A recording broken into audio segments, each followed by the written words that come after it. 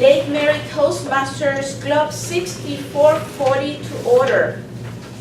But before we proceed with the meeting, I want to make sure that everybody please silence your cell phones. I would like to ask everyone to stand up for the Pledge of Allegiance, followed by a moment of silence. I pledge allegiance to the flag of the United States of America and to the republic for which it stands, one nation, under God, indivisible, with liberty and justice for all.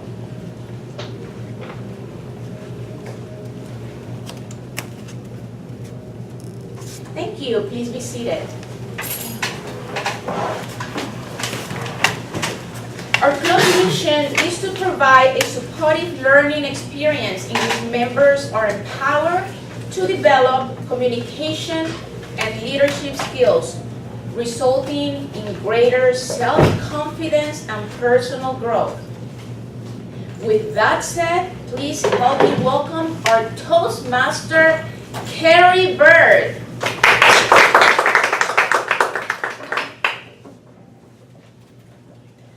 Morning. Morning. So today our topic is orchestra, and you're getting that today because recently I joined the Central Florida Arts Community Orchestra, and I haven't played in an orchestra in quite a while, so it's been a relatively new experience, and I actually got put in the first violin section, so I'm excited about that. An orchestra. It's a large instrumental ensemble that contains sections of string, brass, woodwind, and percussion instruments. It actually comes from a Greek term, which is the name of the area in front of an ancient Greek stage where they used to have the choral unit, the choral sings. A full-size orchestra is about 100 members and may be sometimes called a symphony orchestra or a philharmonic orchestra. Smaller orchestras, 50 members or less, are typically a chamber orchestra. Within there, the woodwinds, the brass, the percussion, and the strings. What makes up an orchestra? I have the list here for the current. It's changed over the years from the 16, 17, 1800s, even the 20th century of what is included in an orchestra as far as instrumentation and the number of instruments. But it includes flutes, oboes, English horn, clarinet, bass clarinet, bassoons, contrabassoons, saxophones, which are a relatively newer addition, did not exist in the 1800s and even the early 20th century. French horns, trumpet, trombones, tubas, baritone, euphonium. As far as percussion, timpani, snares, tenor drums, bass drums, cymbals, tam-tams, triangle, wood blocks, anything you can imagine that can make all of the sounds that might need to be created, as well as, of course, the strings, which are violins in two sections, which is a first violin, a second violin, violas, cellos, and double bass. Each section has a principal player, which is the leader of their section, and typically within the violins, it's the first chair, which is also the concertmaster, who is also the person that's second in charge of the entire orchestra. And it is always a violin. We had this discussion when I was in college because we had a cellist who did not like that. He felt it should be him, but he played the cello, so it cannot be him. Anyway, that is what I have for right now, and now we'll go to our technical table. So we have our grammarian is Diane Milkowski.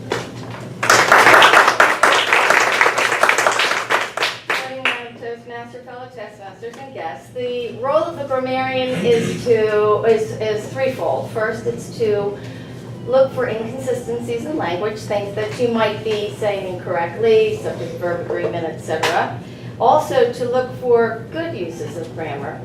And I will be looking for that and making nice notes about what I find in your mellifluous language. Also, I will be in charge of giving you the word of the day today. Since we're doing orchestra, I have the word mellifluous, which is an adjective meaning sweetly or smoothly flowing or sweet sounding. An example sentence is, the mellifluous sound of the clarinet lulled me into a state of relaxation. Or the opera performance was beautiful, the woman's voice was mellifluous. So I hope that all of you have mellifluous voices today. Thank you.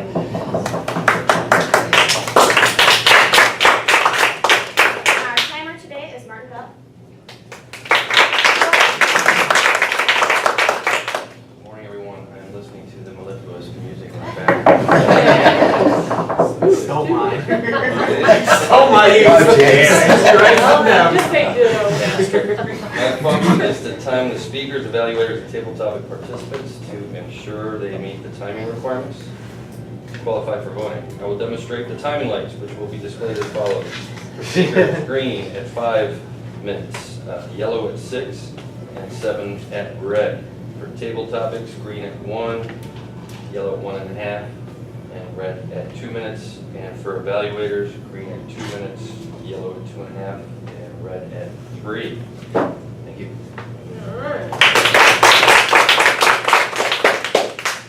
And our outcome today, Eric Smith. Good morning, fellow Toastmasters and Toastmaster. I will be listening for not so mellifluous sounds. Such as, you know, so, okay, and double clutches, tongue clicks, which means that you say things twice, such as this means, and any distracting lip smacks. Any infractions will be 5 cents. I'll report my findings at the end of the meeting. Thank you. And also with the agenda, I did not have a table topics master, so I'm going to do it, so. And as you can see, we are a little thin on Yes. people, so you're all can be called on. Our first speaker today, an investor of many different asset classes and a mentor to hundreds of investors, James is here to tell you the importance of your nest egg. So please welcome Toastmaster James Bishop from using the Competent Communication Manual, project number 7, Protecting Your Future.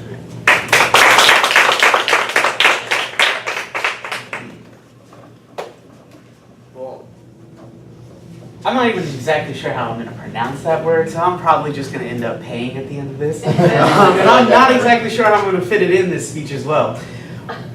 I'm here today to talk to you about something that isn't very easy to tell people and isn't very easy for people to hear because they don't really want to accept the fact that what is at risk in their life.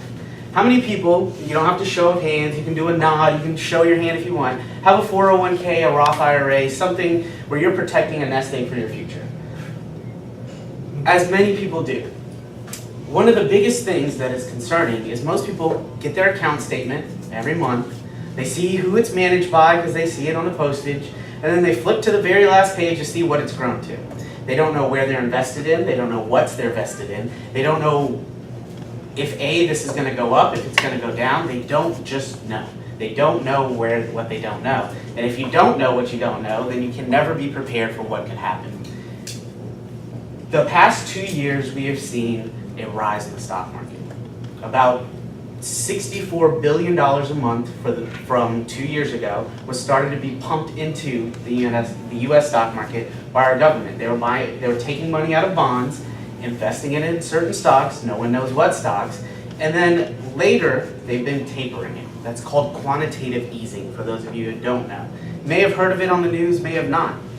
Well, with quantitative easing comes great things. Yes, it helps the economy. Yes, it helps put money in people's pocket. Yes, it helps grow 401ks, and yes, it does help overall. But if you don't know what you're invested in, what happens when it stops? It's a very, very big point. Next month, in October, it stops. It's been cut down by $10 billion since the beginning, since the middle of last year. $10 billion a month, month after month after month, and it's been slowly tapering off, which is a good thing. They didn't just stop it like that. Quitting cold turkey can be hard, right? So the reason I'm here today is to talk to you about protecting that investment nest egg that you have. One of the biggest ways you can do that is with the options. Now, a lot of people hear stocks and options, and yeah, they may know, are familiar with the term, but they don't actually know what they are. When you buy a stock, you buy ownership in a company. You're completely exposed, completely what they call naked in the market. Because let's say you bought Apple today, and Apple today has an iPhone announcement, which is typically good news for Apple, people think. But did you know that when Apple releases an iPhone every 2 years, their stock falls by 10 to 20%? That is a huge drop right there, and that's because everybody hypes this up. Like, let's say the iWatch. Everybody's hyping up the iWatch. I think it's on every single news channel I've seen. If they don't release it, what's going to happen? This man doesn't even know about it. Been under a rock somewhere lately? I gotcha. If they don't release it, that is going to be seen negatively as investors, and people who try to jump out of it. Really, all they're doing is driving the price down so big hedge funds can invest into it. Now, how you can protect yourself from that loss? Same way Warren Buffett did it. Same way, we all know who Warren Buffett is. The next couple of people I may mention, you may not have ever heard of. David Tepper, anybody hear of him? You've heard of him? Runs one of the largest hedge funds in the world. As well as George Soros, who runs Quantum Fund out in the UK, and he is a very heavily invested person. He almost took down the Bank of England, made $1 billion in 24 hours in the Forex market, which is one of the markets that I actually trade. Now, what they do is they purchase options, or the right to sell a stock back to the market at a specific price. So let's break down that definition. You have a stock, let's say Apple. It's trading $100. You buy that stock, you're invested in that stock. Your 401k, your Roth IRA is invested in that stock. And you now know because you actually opened your statement and looked through what you're invested in. And you say, well, what happens if Apple turns to zero? Or what happens if this companies I invested in go under? What happens? Do you lose it all like a lot of people did in 2008? Because you can actually, with options, or the right to buy that stock, and the right to sell that stock back to the market at a given price, can protect your total investment. So if Apple falls to zero and you were to purchase an option on it to give you the right to sell that stock back to the market at $100 a share, what have you lost? If it was at $100 now, and you have, let's say, $1 million invested into it, and you have the right to sell it back to the market at $100, what have you lost? Absolutely nothing. And that's the great benefit of knowing and understanding financial investment tools and understanding how to protect yourself. George Soros, the gentleman I talked about, he now has $2.2 million in protective puts, which is what I just described. The right to sell a stock back to the market at a given price. We cannot continue a trend this way. The market has been going this way for 2 years. It's not going to continue. Most financial analysts out there, David Tepper, George Soros, Warren Buffett, they are all protecting themselves against an economic downturn. Yes, it's unforeseeable because the only thing that an investor or trader knows is that the stock, the chart, the only thing that they know is that it's going to move to the right, and that's it. What happens after the right is really up to technical analysis and their skills. So now that you know a little bit more, I challenge you all to go investigate for yourself. If you have questions, you can ask me. It's what I do. If you need pointed in the right direction, I don't mind doing that at all. But I challenge you to protect yourselves, because I talk to people every single day that back in 2008, they lost it all. And that's a tough thing to deal with. And to know that you could have done one thing and protected yourself from losing everything would have been put your mind at ease and probably put a lot of people at a lot of better places. Thank you for your time today. Can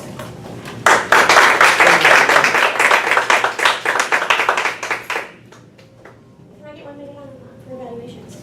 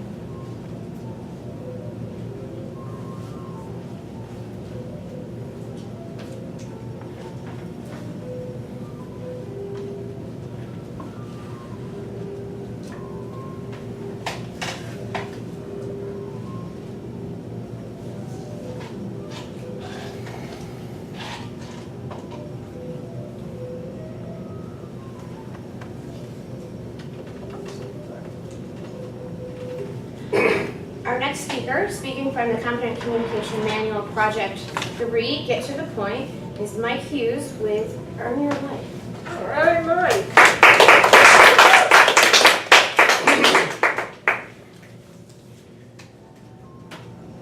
The purpose of my talk is to ask yourself a question. Am I earning the life that I was given? Am I earning the life that your great-grandfathers, your grandfathers, and your parents have worked so hard to give you? Every one of them, every one of them busted their tail to give you that opportunity for you to succeed.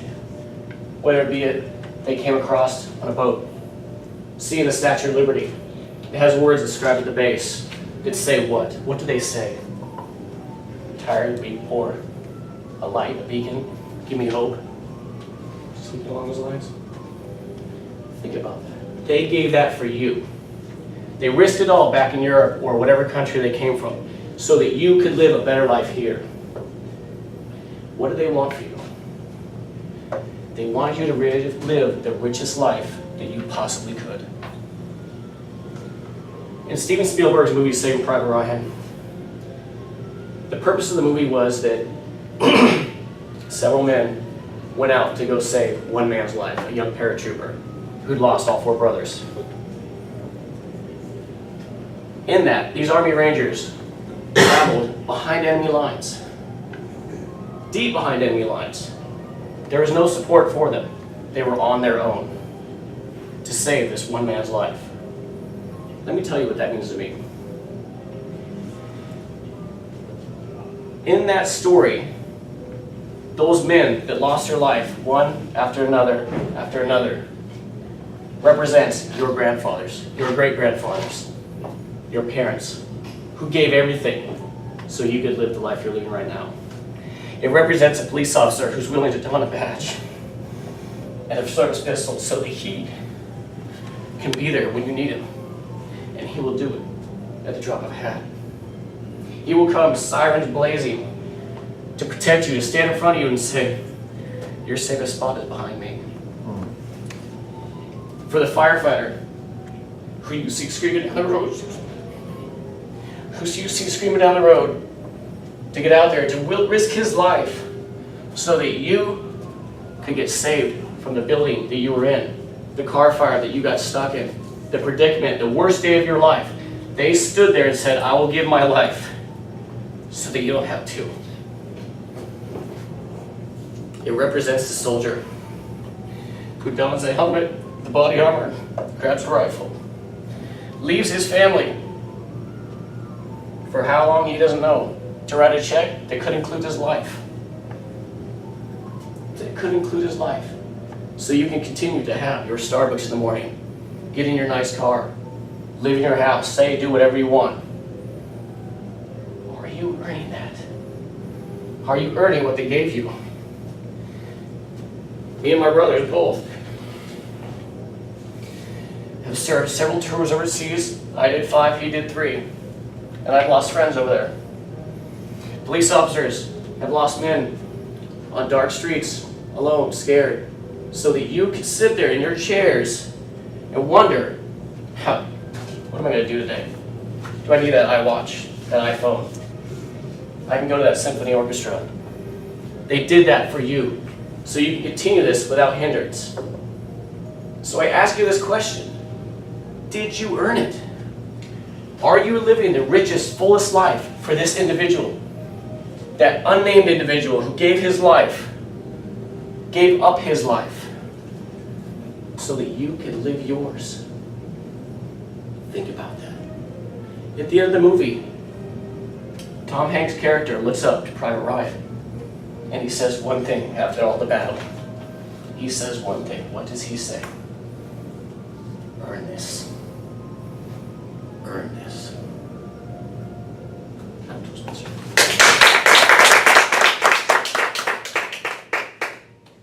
You get 1 minute on the clock for evaluations.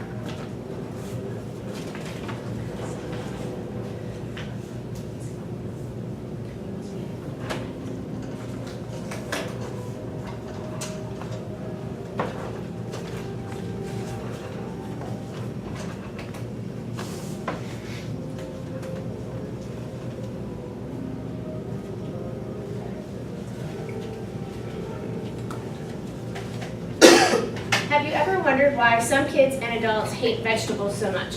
Well, Alexandra is here to tell us why.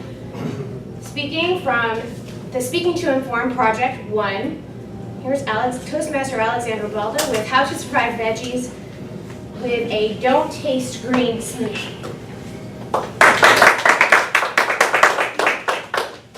Thank you, Madam Toastmaster, fellow Toastmasters and guests. Have you ever wondered why some kids and adults hate so much their vegetables? Be honest, raise your hand if you truly love your veggies. Crickets? I knew it. Well, Yeah, exactly. don't feel bad, you are not alone. Honestly, I started liking my veggies when I was in college. At home, dinner time is war. My kids have become magicians. When I clean up, I see dry carrots, I see leaf, I see all kind of old veggies under the chair. They are magicians. I decided, because mother of two, I had it, I want to keep fighting with my kids. Well, let me become the magician myself. Let me be how to be smarter than a third grader and an eighth grader. Here I am. Well, let's go back and understand why people don't like vegetables. It's because two things: texture and taste. Let's go back to taste. Bitterness. The human body, when they taste bitterness like vegetables, they feel unconsciously, this is poison, this is medicine, it's going to kill me. So it's a natural reaction of rejecting vegetables because of the flavor. The texture, well, be honest, this is not handsome. This is terrible. And in my opinion, when you go and try to eat vegetables for the first time, try the baby version. Baby versions of any vegetables are softer, I would say cuter. And what do you think about spinach, baby spinach? They're less bitter. And just to share with you, the opposite of bitter is what? Sweet. Sweet. Very good. It doesn't count. Thank you for the reminder. So with that said, today I want to teach you and share with you how to rethink texture and taste with my amazing recipe that I use with my kids, the Doesn't Taste Green Smoothie. Smoothies are a great strategy at home when you want to hide those vegetables, for people that don't like them or your kids. Smoothies are the great way to get your fiber, your nutrients, your antioxidants all in one. And I don't want to hear excuses that I'm on the run, I didn't have time to have breakfast. No excuses. Because what I'm going to teach you today is 4 easy steps of 4 components of a smoothie that you can do yourself. You can bag these the night before, froze them, and make delicious smoothie and get the nutrients that you need. Here you can see smoothies are made out of 4 components. Liquid, half a cup, and you see all the choices that you can pick for liquid. Half a cup. The green, 2 cups, and you see all the choices plus thousands. Fruits, 1 cup, all the choices. And your add-ins, which are the little kick that you want to add to your smoothie. Now be aware, I want to make sure that you know if you are new, a rookie with the veggie world, 2 cups, make it 1 cup. Because I'm already a pro, I'm going to use 2 cups. But just be aware, use less vegetables when you start. With that said, are you ready to cook with me? Yes. And this is my recipe. I'm going to put it right here, so whoever wants to write it down. And like I said before, we are going to, I'm kind of going to a little bit backwards because I need the cup for the milk. But this is my cup of fruits. What I did, I mix bananas. This is natural. This is not frozen. Like I frozen, but it's natural. It's organic. I cut bananas, strawberries, blueberries, made it in a cup, and ta-da! That's my cup of fruit. Now I'm going to obviously have my half a cup of milk. Because I'm pancreas sad, but if you want it thicker or lighter, you can modify. So this is the milk, and I'm particularly using almond milk. It's very delicious. And I'm going to incorporate my 2 cup, I pick baby spinach. This is your 2 cup of vegetables. Don't put that face, Gus. This is good. Sorry for the mess, I'll clean up after that. And probably I'm going to need a little more milk, which is okay. I'm going to do my add-ons, which in this case, don't go gross, this is organic coconut oil. And this is amazing to antioxidant and anti-inflammatory. This is great. So I'm going to put 1 spoon, and I'm going to also add on a little bit of a splash of vanilla. And last but not least, if you want to get your proteins, you are going to, I recommend this one, is a vegan protein powder. You just add it to get your proteins. And are you guys ready? Ready. Yeah. Shake it a little bit. I totally recommend you buy a NutriBullet. It's just amazing. Ready, set, go. Go. And while we're hearing the mellifluous sound of the shaker, Got it in there. I want to tell you that with this strategy in place, you will be on your way of not only getting in love with your vegetables, but getting to love them. It's amazing. Eating healthy doesn't have to be about suffering, about starving yourself, about complicating. It's about creating ways to get these nutrients, and it's about having fun. Madam Toastmaster.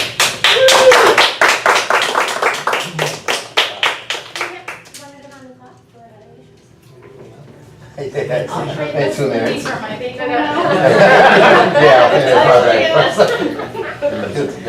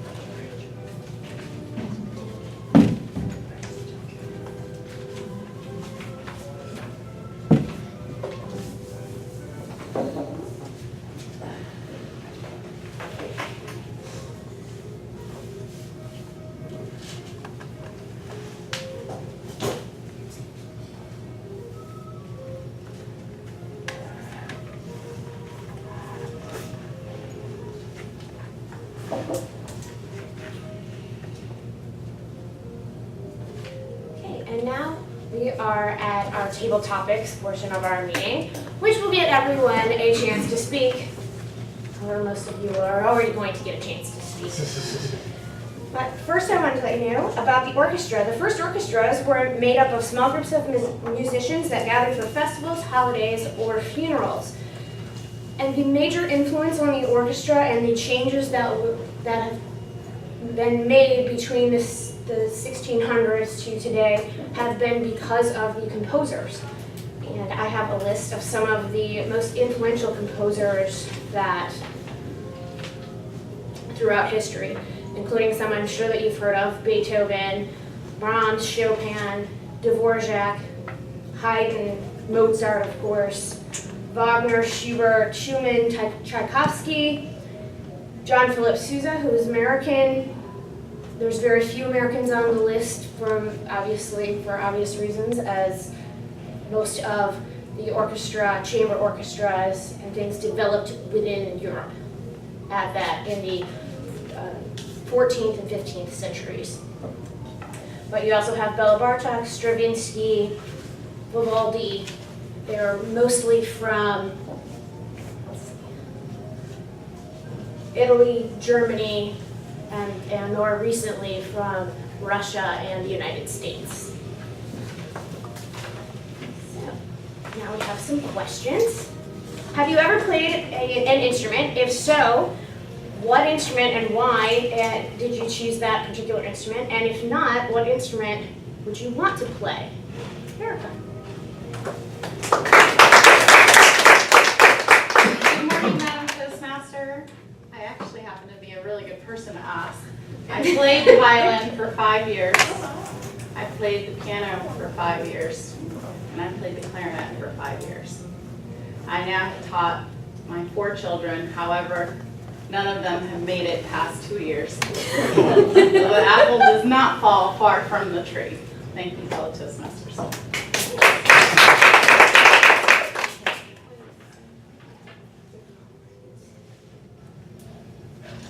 And what is your favorite type of music and why? Okay.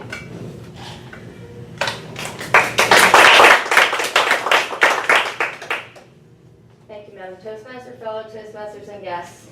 I love music from the 70s. It's the best music that ever was made, ever will be made, and I love almost every song, almost every group that ever performed in the 70s. I sing it all the time. Even my children listen to music from the 70s, and I bet all of you guys do too. So people can say what they want about the 80s and 90s and now, and today's music is pretty good right now, but the 70s is the bomb. Thank you.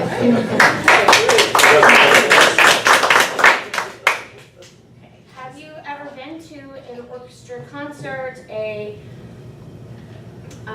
opera, or a musical, and did you even notice if you was an opera or a musical, did you notice the pit orchestra that was playing, and what did you think of it? Gus. Toastmaster, tabletop master, fellow Toastmasters and guests. Yes, I love music and I love orchestra music. I love all kinds of music, not only the 70s, I love the 50s, and today I love the 2000 music. But my favorite instrument I really like is the piano. And so I got my daughter to learn how to play the piano, and she won lots of awards. So when she got to university, she stopped playing piano. Now we live together for a while, now I'm trying to convince her. I love the piano and any kind of music that will really suit my soul and give me some relaxation. And that type of music will be mellifluous. Mellifluous. Did I get that right? Close enough. We'll give a win for that. Yes. Lots of giving. Thank you. Okay, and before we move on to the next portion of our meeting, and I call our general evaluator up, I am going to make a shameless plug for my orchestra concert coming up. It's going to be October 17th and 18th at the Downtown Baptist Church. So now our general evaluator today is Gus D.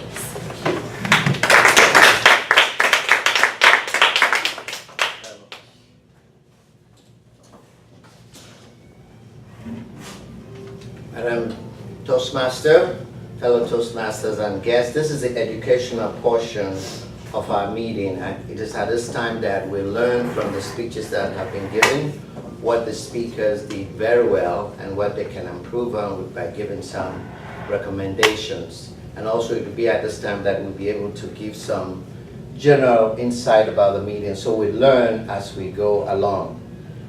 Our first speaker today was Mr. Hughes, and our first speaker today was James Bishop, and to evaluate James Bishop, we welcome Stephen Morgan.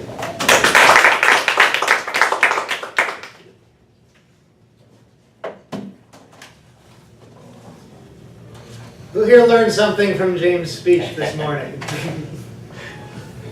Apparently more people than have 401ks. Mr. General Evaluator, fellow Toastmasters guests, most particularly, James giving us your speech on investing here this morning. You used several real-world references so that we had a way of relating and understanding where you were coming from. Now, I'm not sure everyone does know who Warren Buffett is, although most do. Quantitative easing is definitely a much harder topic these days. I particularly like the Apple reference because I happen to work for Apple for the most part there.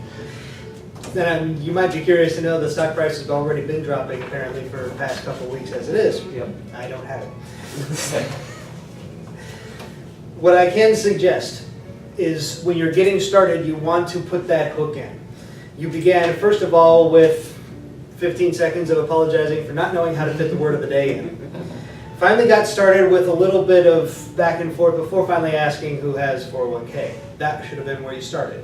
That would have gotten the hook. That would have gotten us interested and engaged. A short and simple statement that we have to respond to. You're clearly knowledgeable about what you're talking about. You had no need for notes, didn't want the lectern, you never want the lectern. And you are clearly very comfortable with what you were presenting. Now, not having the lectern meant you were doing a lot of this, and back and forth. Which puts yourself at ease, perhaps makes a lot of us at ease, but you can do a whole lot more with your hands and arms if they're out, instead of just doing this all the time. You can actually gesture to people, you can give us ideas of sizes, or find ways to anchor what you're trying to say depending on your gestures. So you may wish to try and get them out in more use. There's a little bit of jargon that you use, which I don't think we're all going to catch on to.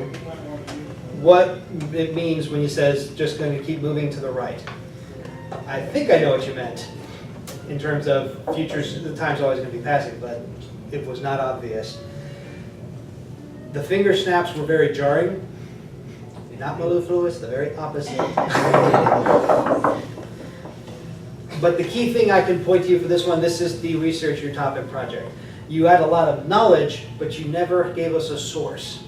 We don't know where your information was coming from. That's what we need with the research in order to understand this is not just you throwing out your opinion, this is supported by other people's facts or suggestions or research.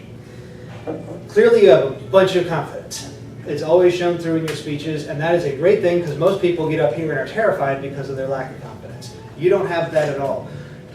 You've got a great presence already set. What you want to be working towards is then for being crisper and more polished. And you've already got a great start on that. And as long as you're going to keep working on those lines, I expect to see you up here again very soon, since you've got a great future that I'm sure you wish to protect as well and keep moving towards it. Mr. General Evaluator.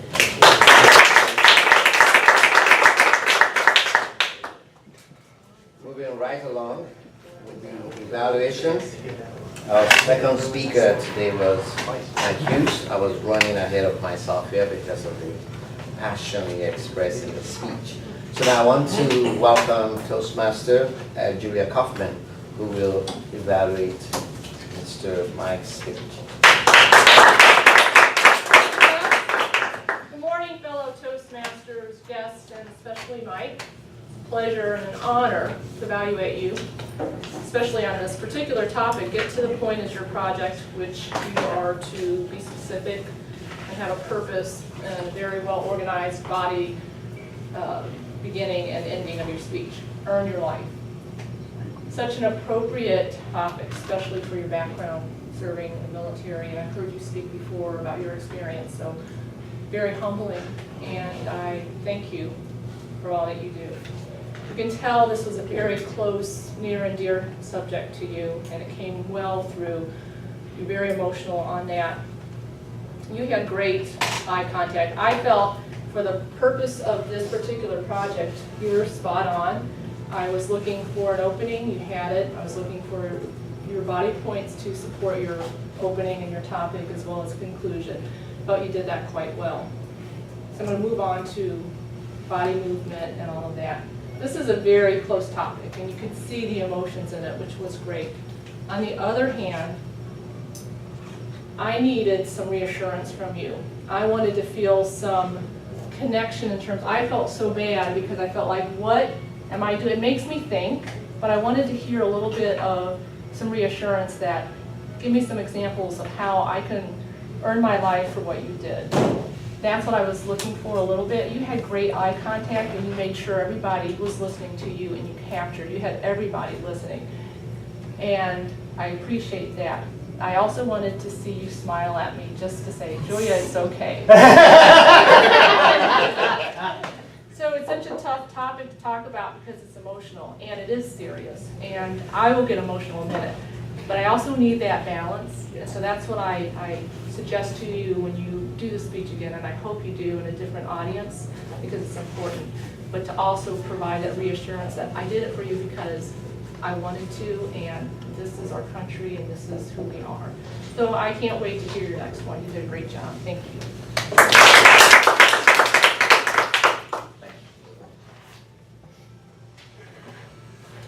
We're going to find out what happens between exercise, fitness, and your veggies. She caught me there, right? You caught my look. So to evaluate the speech that Alexandra Balder gave, I will now invite Rick Massa, who's going to evaluate the speech.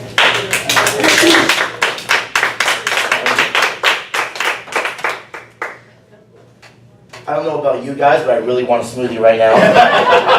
That made me really hungry.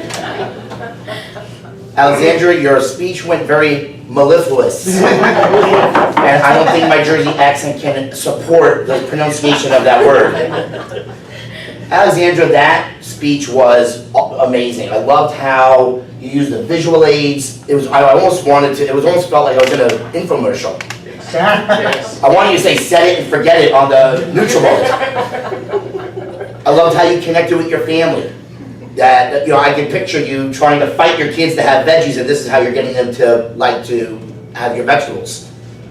The one thing I thought you looked very confident, very well presented. Your body language, your energy, God was very captured. You started with questioning.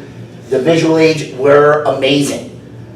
The only thing I would say to work on, what I would like to see, is that when you have the canvas here, a better material, more solid material, so everyone can see it. I had a hard time seeing the material. I loved how you circled a lot of the important parts on there, but to have it bigger and more solid because it was folding down. This speech to me was close to perfect. Another thing I don't know if this was a coincidence, I'm a fitness expert and you're evaluating veggies, but as a teacher and as a fitness expert, I would like to see you say, why are vegetables important?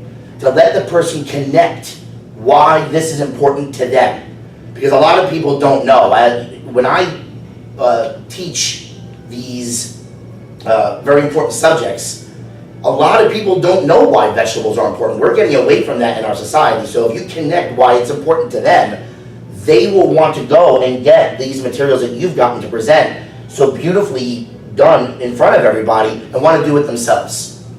So amazing presentation, great body language, you look professional, great visual aids, and that's the only thing I would work on. Thanks a lot, guys.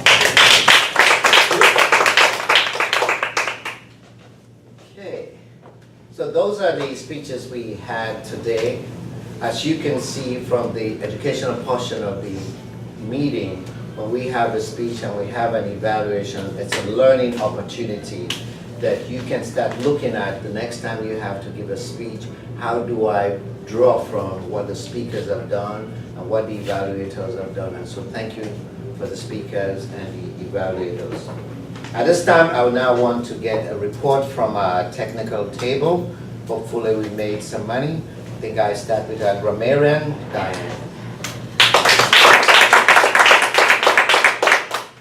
Well, today, as opposed to the last time that I was grammarian and had like a 25-minute checklist, I didn't do that this time. This time, you're lucky. This time, I only want to say to Gus and Alexandra, watch your verb tenses. I don't know where you all are. Just watch your verb tenses. For example, Alexandra, you said, have you ever wondered instead of wondered? And Gus, she started playing the piano. So just be careful of your verb tenses. Stephen made me laugh. I was reminded of that wascally wabbit Bugs Bunny when he said the real world references when he began, and I thought that was funny. But I also liked the finger snaps were very jarring. That was very appropriate. There you go. That's a word. Okay, Mike. I liked Come With Sirens Blazing. I thought that was just very picturesque, and I could see it. I loved how you said a soldier who loses family to write a check that could include his life. And that was so stimulating and heart-wrenching at the same time. And Did You Earn It? That was a great title. Everybody else did pretty well. As far as using the word of the day, I didn't count yours, James, but I used it, of course. Kerri, I didn't hear you use it. Did I miss that? Okay, so Kerri didn't use it, James didn't use it, Mike didn't use it, Julia didn't use it, and everybody else seemed to use it. Did I miss anybody else? Okay, that's it. Thank you. Thank you. Moving along for our technical table report, let's go to our timer. All right, good morning. Speakers, again, between 5 and 7 minutes. James, 6 minutes, 40 seconds. Mike, a bit short at 4 minutes, 21 seconds. Alexandra, at 7 minutes, 15 seconds. For our table topics, I don't know if I needed the time, Kerri, but 1 minute 35. Erica Benfield at 30 seconds. Diane, also at 30 seconds. And Gus. Well done. Thank you. And finally, our evaluators, Stephen Morgan at 3 minutes 15 seconds, Julia Kaufman at 2 minutes and 9 seconds, and Rich also at 2 minutes and 9 seconds. Well done.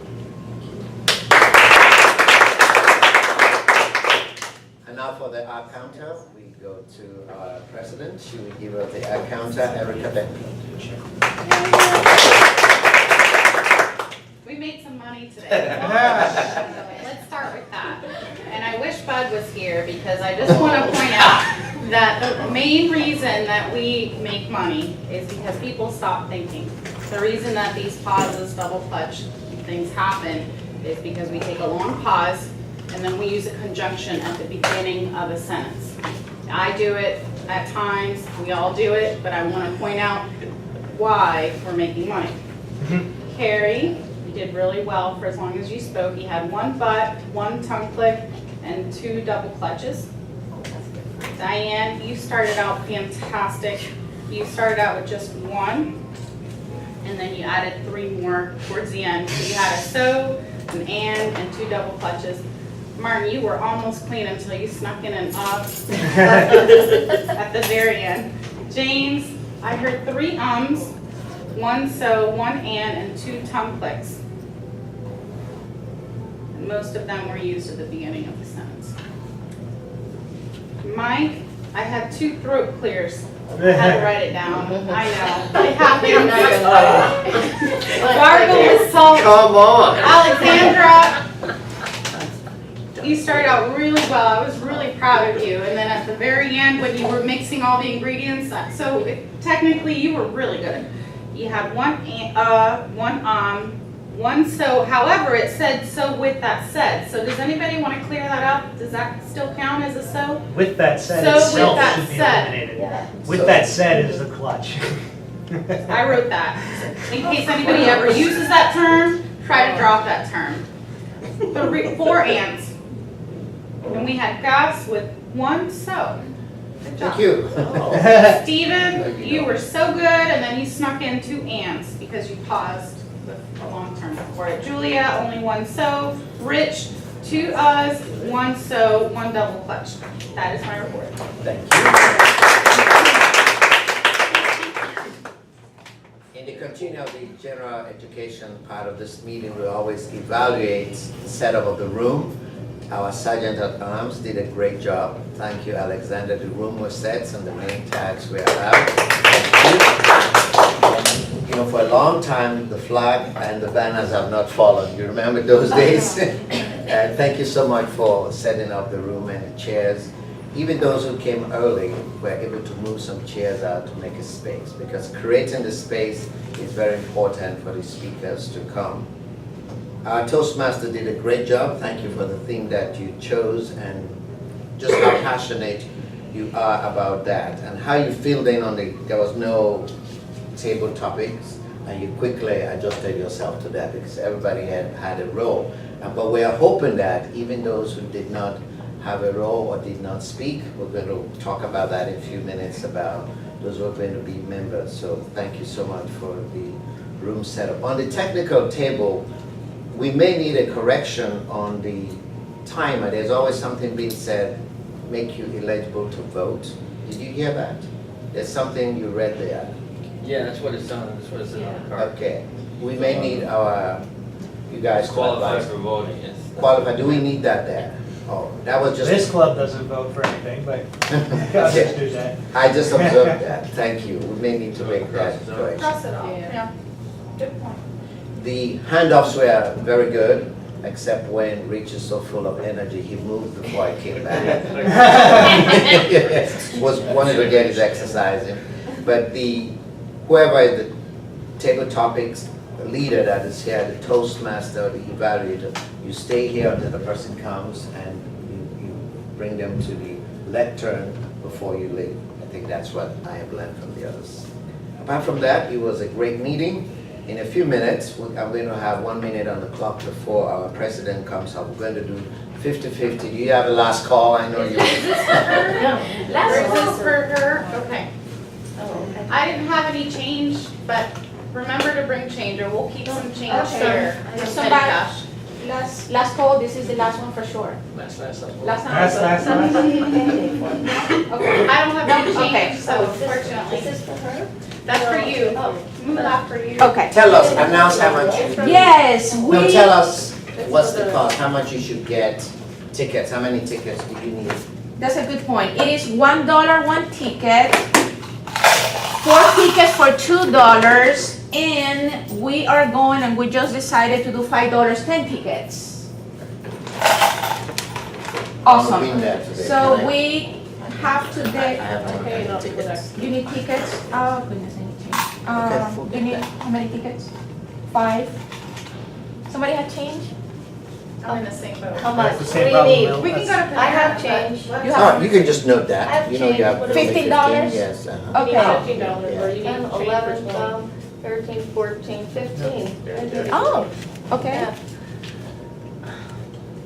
That's gonna get a 10 ticket. 15. Yes, 10 tickets. Easy. And Diane, we need $5 here. So show me the breakdown again. It's $5. It's, We change these. It is $1 one ticket, 4 tickets for $2, 10 tickets for $5. Okay, there should be $5 for. Yeah, we need to put $5 here. He bought $5. we will. So We'll there's- we'll figure it out. We'll figure it out, and There's then we'll bring another change $5 after the to be meeting. ready. While we're getting our tickets ready, let's invite our president of our club to come and give feedback, information, and club business. Please join me in welcoming Erica Banfield.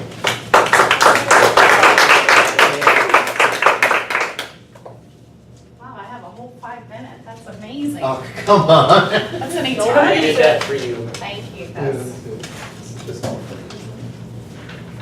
Almost a full house this morning. And before we get started, I'd next like to ask our guests to tell us what they thought of the meeting. So we have Benjamin, Yes. again, second time. Fellow Toastmasters, I appreciate it was very mellifluous. Terrible butchering that, but the flow of the speeches were very great, and it always is a great experience coming here, and I appreciate everybody for being so welcoming. Next, like to hear from Nicole. Good morning. I'm super grateful to be here, and I would like to share with you that today I will be joining your club. So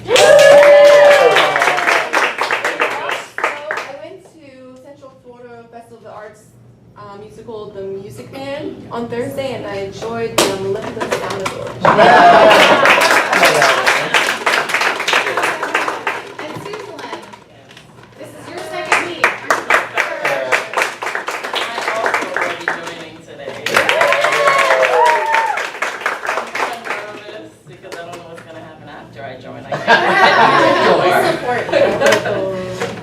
So yeah, I'll be very happy to join and get involved, and hopefully I'll do a good job and I'll sound mellifluous.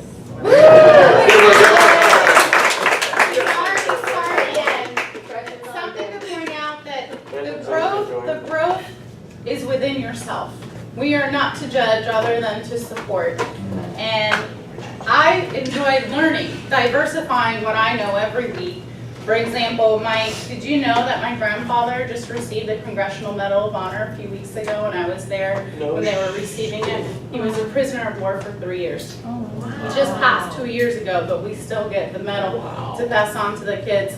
And my husband just recently, last week, through his Martin's motivational speech, I encouraged my husband to be a soccer coach. All the speeches of soccer, and Ernst is in Alaska right now, but I said, absolutely, you should be a soccer coach. He does not know how to play soccer, okay? But I know the right people that can help us make that happen.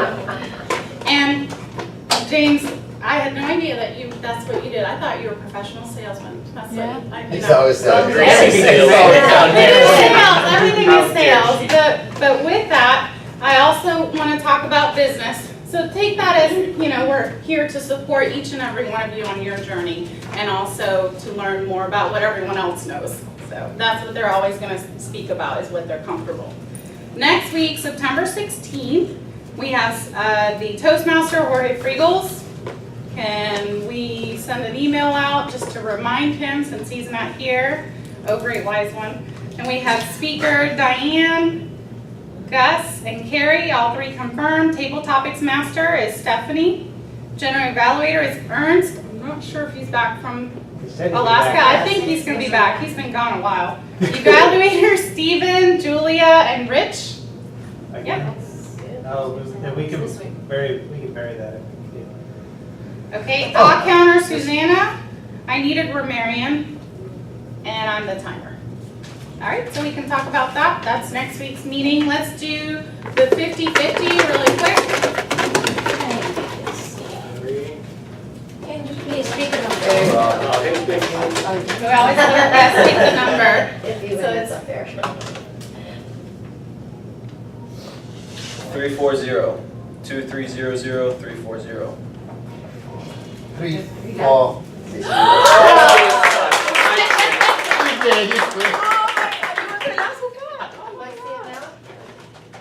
Thank you so much. We'll get some change from Panera. We can break that 20 and properly have some change in there again for next week. And one quick shameless plug, I am a Rotarian, and I'm selling tickets for the barbecue taste. There's VIP tickets and regular.